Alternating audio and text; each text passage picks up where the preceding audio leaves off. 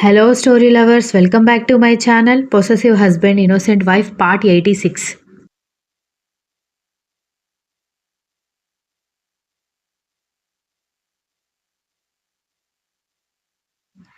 దక్ష వెంటనే తనని తాను సెట్ చేసుకుంటూ ఉంటే బావకి ఏమైందక్క, ఎందుకలా నిప్పులు తొక్కిన కోతిలాగా డాన్స్ చేస్తున్నాడని చిరాకుగా అడిగేసరికి దక్ష ఆశ్చర్యంగా ధాత్రి కామెంట్ చూసి దానికి కర్ణ రియాక్షన్ ఏంటో అన్నట్టుగా కర్ణ వైపు చూసేసరికి అతను అప్పటికే సీరియస్గా చూస్తూ ఉన్నాడు.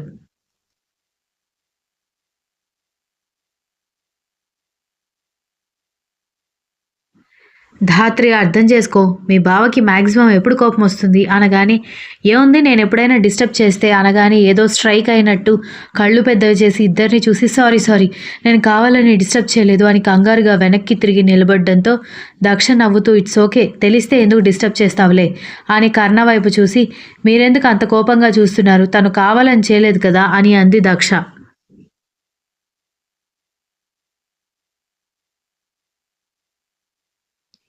కర్ణ కోపంగా దక్ష వైపు చూస్తూ నువ్వు నాకు తప్ప ప్రతి ఒక్కరికి సపోర్ట్ చేయి, నా బాధ కూడా అర్థం చేసుకోవే అని చెబుతూ ఉంటే దక్ష ముసిముసిగా నవ్వుతుంటే నువ్వు బాగా అర్థం చేసుకో అక్క, నేను బయటికి వెళ్తున్నానని ధాత్రి పారిపోవడంతో దక్ష చేపట్టుకుని కర్ణ లాగడంతో వెళ్ళి అతని ఒడిలో పడింది దక్ష.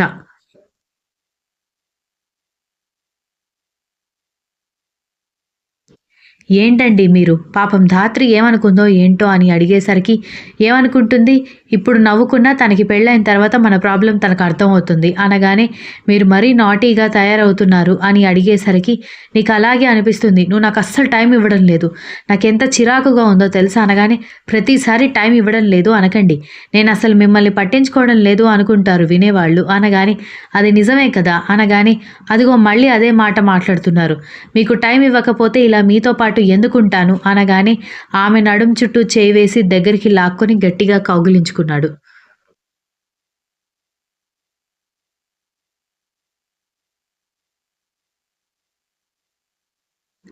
దక్ష కూడా అతని చుట్టూ చేతులు వేసి నవ్వుతూ అతని బుగ్గ మీద ముద్దు పెట్టి రోజు రోజుకి చిన్నపిల్లాడిలాగా అల్లరి చేస్తున్నారు అనగానే నువ్వేమనుకున్నా నాకేం సంబంధం లేదు, నాకేం ప్రాబ్లం లేదు అని అంటూ ఇంకా గట్టిగా కౌగిలించుకొని ఆమె మెడవంపులో ముద్దులు పెడుతుంటే కళ్ళు మూసుకుంది దక్ష.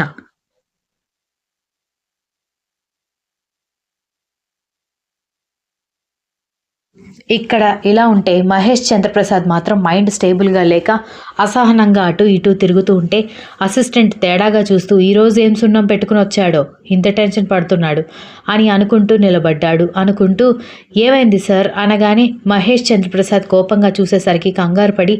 ఏమైంది సార్, నన్నెందుకు కోపంగా చూస్తున్నారు అనగానే నాకు పిచ్చెక్కిపోతుంది, ఏం చేయాలో అర్థం కావడం లేదు అనగానే ఏమైంది సార్ అని అడగడంతో ఆ అమ్మాయికి ఎందుకు అప్పుడే పెళ్ళైపోవాలి, నేను వచ్చే వరకు ఆగొచ్చు కదా అనగానే ఇది మరీ బాగుంది, మీరు చూసి ఇష్టపడతారని ఆ అమ్మాయి ఏమైనా కలగంటుందా, కర్ణ కూడా ఇష్టపడి వెంటపడి మరీ పెళ్లి కొప్పించి పెళ్లి చేసుకున్నాడు అంట. ఏదో జాతక సమస్య ఉండడంతో వాళ్ళిద్దరి పెళ్లి జరగదని గుడిలో ఎవరో పూజారులు చెబితే అమ్మాయి పెళ్లి చేసుకోనంటే చేసుకోనని అంటే నేను నిన్ను తప్ప ఇంకెవరిని పెళ్లి చేసుకోనని ఆ అమ్మాయి దిగొచ్చి పెళ్లి చేసుకునే వరకు అతను వేరే అమ్మాయి వంక కూడా చూడలేదు అన్నాడు అసిస్టెంట్.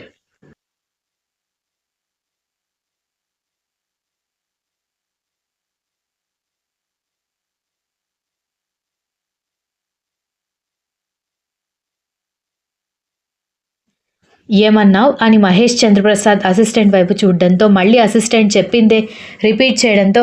మంచి ఇన్ఫర్మేషన్ ఇచ్చావు, ఇప్పుడు వాళ్ళిద్దరిని ఎలా విడగొట్టాలి అనేది నాకు అర్థమైపోయింది అనగానే ఏంటి విడగొట్టే ప్లాన్ నేనిచ్చానా అని అసిస్టెంట్ నోరు వెళ్ళబెట్టడంతో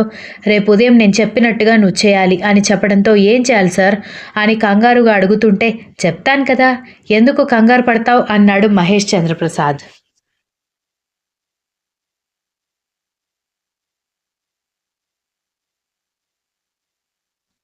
మర్నాడు ఉదయాన్నే దక్ష ముగ్గు వేయడానికి బయటికి రాగానే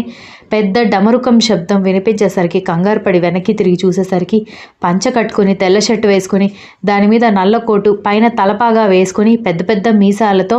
చేతితో డమరుకం మోగిస్తూ వచ్చిన ఒక వ్యక్తి నీ పసుపు కుంకుమలు ప్రమాదంలో ఉన్నాయే తల్లి, ఒకసారి పెళ్ళైన తర్వాత నీ పసుపు కుంకుమలకే ప్రమాదం వాటిల్లి ఉన్నదని తెలిసి వెనక్కి తగ్గిన నువ్వు మళ్ళీ పెద్దవాళ్ల మాటలకి తలోంచి తాళి కట్టించుకున్నావు, కానీ ఇంకా నీ పసుపు కుంకుమలకి పొంచి ఉన్న ప్రమాదం పోనే లేదు అని అతను చెప్పిన మాటకి దక్ష కాళ్ల కింద భూమి కదిలిపోయింది.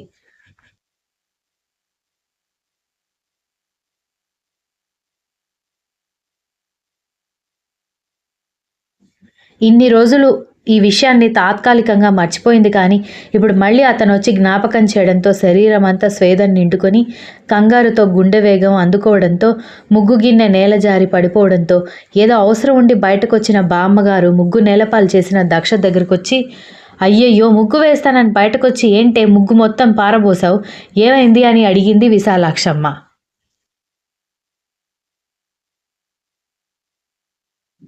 దక్ష మాత్రం అదేది వినిపించుకోకుండా కంగారు పడుతూ ఉండడంతో, నీ పసుపు కుంకుమలు మిగలాలి అంటే వీలైనంత ఎడబాటు రావాలే తల్లి అని చెప్పి అతను వెళ్ళిపోవడంతో అతని మాటలు విన్న విశాలాక్షమ్మ అయోమయంగా దక్ష వైపు చూసి దక్ష భుజాలు పట్టుకుని కదిలించడంతో ఉలిక్కిపడి లోకంలోకి వచ్చిన దక్ష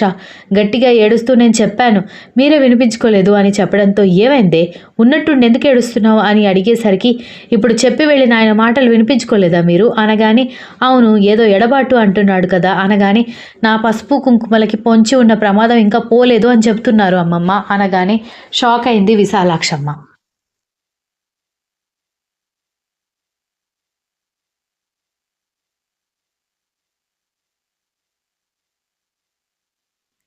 నేను చెబుతూనే ఉన్నాను, మీరెవ్వరూ నా మాట వినిపించుకోలేదు, ఇప్పుడు నన్నేం చేయమంటారు అని ఏడుస్తుంటే, నువ్వు ముందు ఏడవకే, నా మెదడేమీ పనిచేయడం లేదు, ముందు మనం ఇంట్లోకి వెళ్దాం పదా అని అంటూ ఉంటేనే, నేనెక్కడికి రాను అని ఏడుస్తూ ఉంటే, ఇలా బయట ఏడిస్తే ఇంకేదో అయిందని అనుకుంటారే చూసేవాళ్ళు, పద లోపలికి వెళ్దామని విశాలాక్షమ్మ బ్రతిమాలుతూ ఉంటేనే వసుంధర బయటకొచ్చి నేలపాలైన ముగ్గుని, ఏడుస్తున్న దక్షని, బ్రతిమాలుతున్న అత్తగారిని చూసి ఏమైంది అని అడుగుతూ దగ్గరకొచ్చింది కంగారు పడుతూ.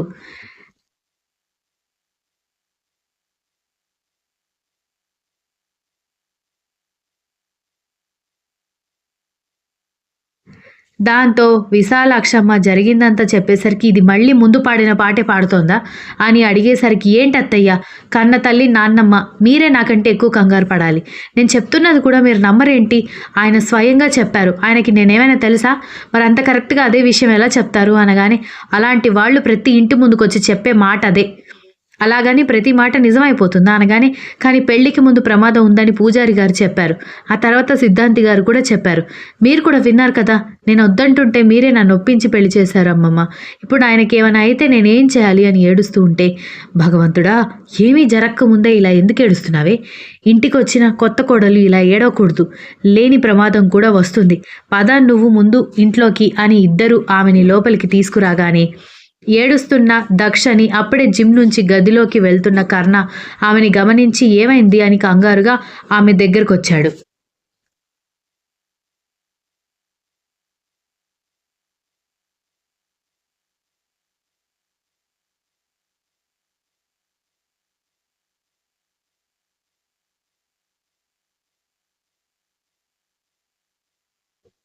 ఏమైంది, ఎందుకు ఏడుస్తోంది, ఏమైంది నానమ్మ అని అడిగేసరికి దక్ష టక్కున కర్ణని కౌగిలించుకొని, మీకేమైనా అయితే నేను బ్రతకలేను, నేను కూడా చచ్చిపోతాను అని వెక్కి వెక్కి ఏడుస్తూ ఉంటే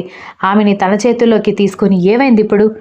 ఏమైంది అని ఏడుస్తున్నావు, మళ్ళీ సిద్ధాంతి గారి మాటలు, పూజారి గారి మాటలు గుర్తొచ్చాయా అనగాని, గుర్తొచ్చింది వాళ్ళ మాటలు కాదురా అని విశాలాక్షమ్మ చెప్పేసరికి వాళ్ళ నాన్నమ్మ వైపు అయోమయంగా చూస్తూ ఉంటే, జరిగింది చెప్పేసరికి వాడెవడో వచ్చి పిచ్చి పిచ్చిగా మాట్లాడాడని నువ్విలా పిచ్చి పట్టినట్టుగా ఏడుస్తున్నావా అని అడిగాడు కర్ణ.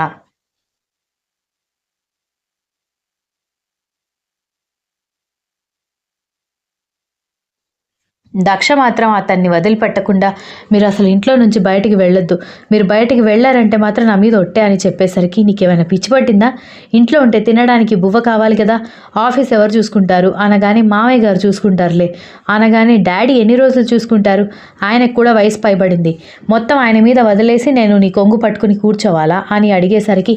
ఏం నా కొంగు పట్టుకుని కూర్చోడానికి మీకు నామోషీగా ఉందా అని అడిగింది.